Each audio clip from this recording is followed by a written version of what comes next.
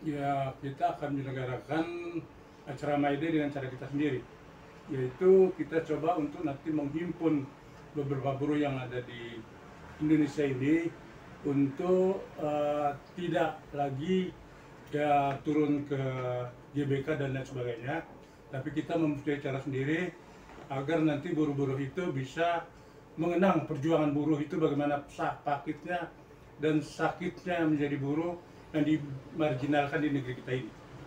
Oke, kenapa Pak? Kok bisa ada dualisme antara yang di GBK masuk dalam satu ruangan dan di jalanan itu? Kata, saya dengar sih memang tetap ada yang ada di jalanan. Saya nggak tahu siapa yang akan ada di jalanan dan siapa yang akan ada di dalam GBK itu. Ya, yang kami dengar yang ada di GBK itu beberapa federasi dan konfederasi, dan di jalanan pun ada teman-teman kita yang dari federasi dan konfederasi. Jadi di sana ada dua kelompok yang mungkin akan turun dengan caranya sendiri, dan kita dulu memiliki cara sendiri, yaitu kita akan mempersiapkan langkah perjuangan buruh ke depannya yang lebih ya signifikan, sebab kita merasa dengan banyak serikat buruh dan konfederasi dan federasi ini ya tidak menyelesaikan permasalahan buruh yang ada di Indonesia ini secara tuntas. Sebab ya menurut kami hanya pesta-pesta seperti itu yang tidak menyentuh masalah yang paling esensial di buruh, yaitu bagaimana cara mensejahterakan buruh dan juga mencerdaskan kehidupan buruh, terutama ya untuk rakyat Indonesia. Satu contoh aja yang tidak menyelesaikan persoalan buruh itu apa Pak? Contoh yang paling tidak menyelesaikan masalah buruh ya, sehingga PHK sampai sekarang masih terus berjalan, dan perlindungan terhadap buruh ya, itu juga tidak maksimal. Malah ada rencana pemerintah mau membentuk ya namanya lembaga buruh itu untuk Satgas PHK, yang ini kami rasa itu bukan langkah yang betul. Sebab menurut kami kalau Satgas PHK itu adalah menangani orang sudah di PHK, sedangkan kami preventif bagaimana agar buruh tidak ter-PHK. Itu yang paling penting, sebab begitu buruh ter-PHK maka habislah segala program dan masa depan mereka, sehingga mereka tidak lagi mendapatkan penghasilan yang layak. Boleh dong dikit bocoran soal apa sih Satgas PHK dan kemudian dari pihak Bapak menolak gitu? Ya, kalau kami melihat bahwa saat di PHK itu adalah menangani orang-orang yang di PHK. Ya, sedangkan kami bagaimana mencegah agar orang itu tidak ter-PHK, yaitu ya kita nanti membuat satu Dewan Buruh Nasional, yang mana Dewan Buruh Nasional ini kita fokus pada pencegahan bagaimana perusahaan itu tidak memphk buruh-buruh, sehingga ya kelangsungan kerja daripada buruh itu bisa terus berlanjut. Oke Pak, sebelum ke acara Dewan Buruh Nasional, ini kan di GBK ini kan sifatnya apa ya istilahnya massal gitu ya. Nah, kenapa kok nggak mau datang? Di sana kan enak Pak, difasilitasi dan diperlakukan sebagaimana orang-orang lain masuk ke GBK gitu. Kira-kira gimana kok bisa ditolak padahal itu kan fasilitas yang paling enak? Iya, itu mungkin acara-acara seremonial yang cuma pesta-pesta, dan kami khawatirkan nanti kita terlena dengan remah-remah yang diberikan oleh pemerintah, dan kita nanti bisa menjadi satu alat legalisasi pada pemerintah bahwa seakan-akan buruh artinya sudah bisa dikuasai, sehingga nanti khawatirnya ya kita lupa diri, sehingga tujuan dirinya serikat buruh untuk membela buruh itu jadi menyimpang. Sebab kita lihat juga banyak sekali teman-teman orientasi mereka berjuang di serikat buruh itu untuk mencari dan mendapatkan rempah dan juga posisi dan kedudukan di lembaga-lembaga yang kita lihat mungkin bukan lagi tujuannya untuk kesejahteraan buruh, tapi malah membuat buruh menjadi kerdil dan PHK jadi berlarut-larut seperti yang sekarang ini. Nah, dan kami sangat tidak setuju sekali ya dengan adanya ya outsourcing dan sebagainya, apalagi ya kita lihat sekarang ini banyak sekali outsourcing diperlakukan, dan kami nanti Dewan Buruh akan berjuang untuk bisa menghapus outsourcing itu sendiri supaya bisa kembali kepada undang-undang yang lama, bahwa buruh ya itu berhak menjadi karyawan tetap, mendapat hak-hak yang layak sebagai manusia yang ada di Indonesia. Apa yang dipersiapkan Pak Cipto sebagai aktivis buruh? Jadi saya May Day 2025 ini banyak evaluasi gerakan. artinya sejak 27 tahun yang lalu reformasi, makin kesininya kondisi ketenaga kerjaan bukan lebih baik, tapi lebih terpuruk. Lebih banyak perusahaan yang ditutup dan karyawan yang di PHK. Terakhir itu PT Seritek itu 12.000. Itu nggak tahu nasibnya sampai sekarang. Nah, sehingga menurut evaluasi saya ada gerakan buruh yang salah, kalau enggak ya kurang tepat, dimana dengan jumlah banyak serikat buruh, federasi, konfederasi, dan serikat-serikat buruh lokal begitu banyaknya, tapi tidak bisa melindungi dan mesejahterakan karyawan atau anggotanya, sehingga perlu gerakan buruh ditata ulang. Pertanyaan yang mendasar bagi saya, apakah konfederasi, gabungan dari federasi-federasi itu udah sesuai dengan kondisi yang sekarang? Itu juga menjadi pertanyaan. Sehingga kami dari beberapa kawan aktivis senior berencana akan merubah sistem gerakan buruh. Itu. Jadi kalau isunya May Day tahun ini adalah dipusatkan di GBK, tapi menurut saya tidak pas. 1 Mei itu menurut sejarahnya adalah hari kemenangan perjuangan buruh dunia. Itu yang jelas sejarahnya. Sehingga kemenangan itu harus dirayakan di jalanan. Seperti kemenangan Liga sepak bola, begitu menang dia pulang ke negaranya keliling di jalanan itu. Nah, begitu juga gerakan buruh dengan merayakan kemenangan, bukan tablik akbar, itu bukan konser musik gitu kan. Itu menurut saya, sehingga kurang pas. Yang pas itu turun di jalanan, bikin macet di mana-mana, itu setahun sekali tidak apa-apa, dan itu hari libur kecuali hari kerja.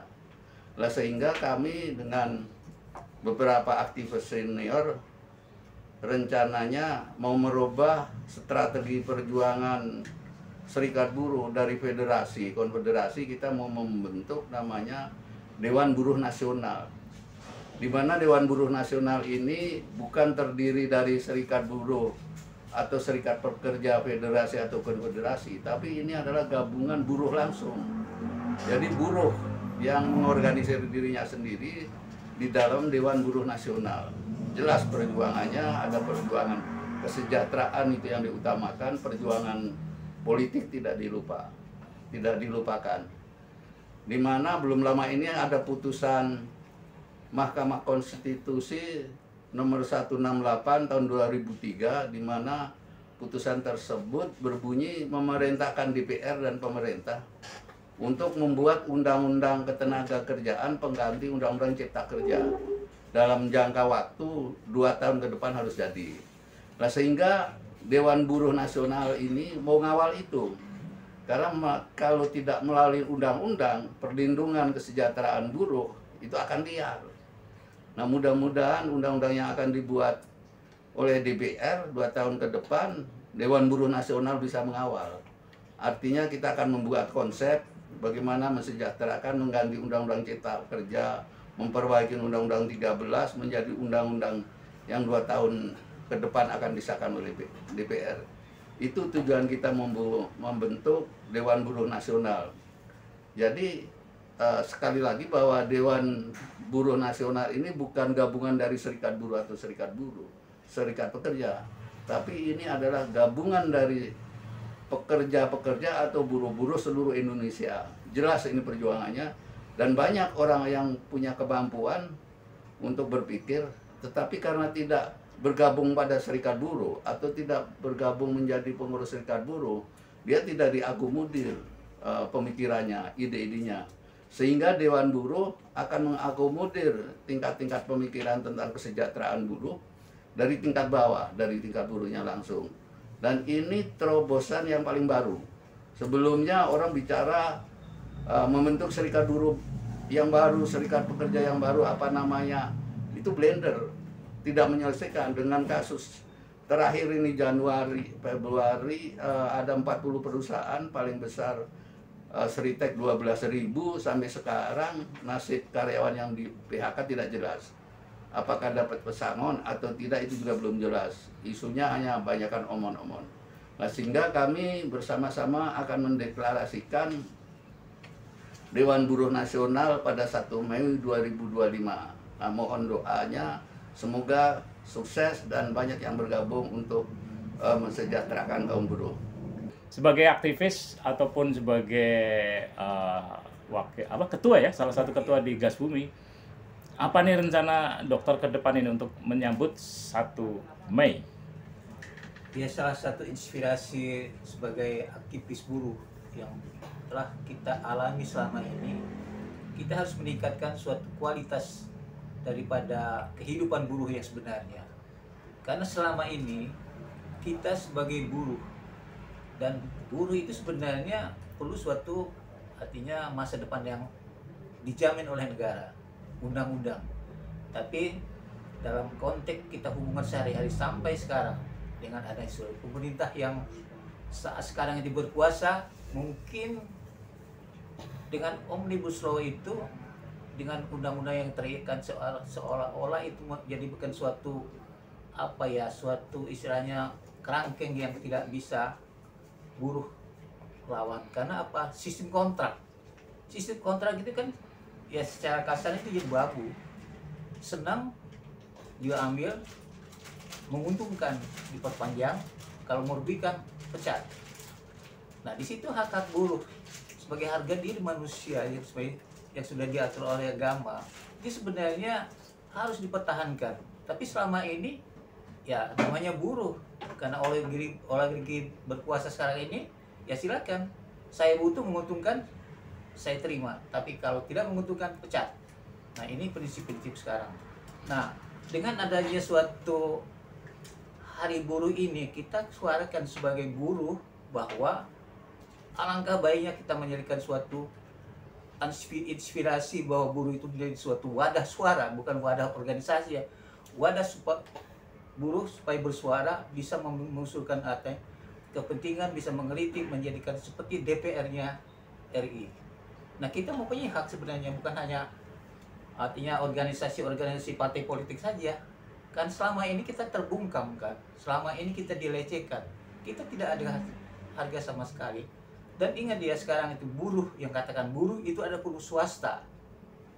Tapi yang lain-lain itu menurut undang-undang sebenarnya semua yang mendapat suatu istilahnya imbalan, memberikan dia dan penerima kerja mendapat upah, itu adalah suatu buruh.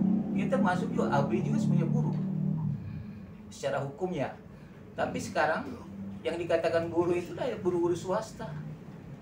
Bayangkan sekarang siapa yang akan membela? Memang kita ada federasi, konfederasi, tapi sekarang kita terpecah dengan kepentingan dan artinya tujuan masing-masing, yang semuanya mempunyai suatu lokomotif sendiri-sendiri, berjalan sendiri, dan arah tujuannya itu ya masing-masing. Nah, kalau suatu perjuangan buruh itu ada suatu kata, satu bahasa untuk melindungi harkat derajat buruh.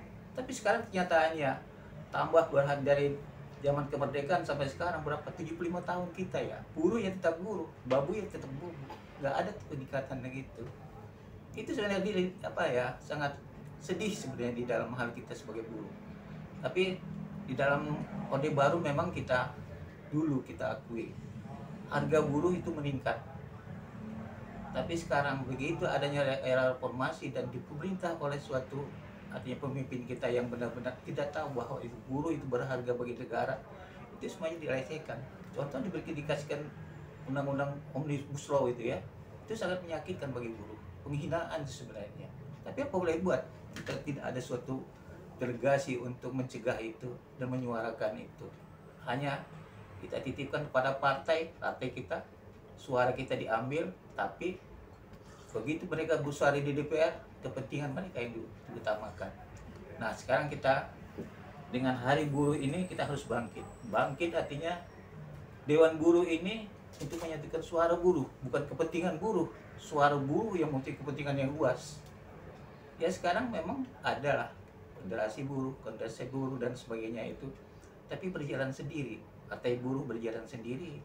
Ya sekarang Kalau kita tidak bersatu, saya kira tidak ada suatu kekuatan yang mutlak bagi buruh untuk melawan gitu.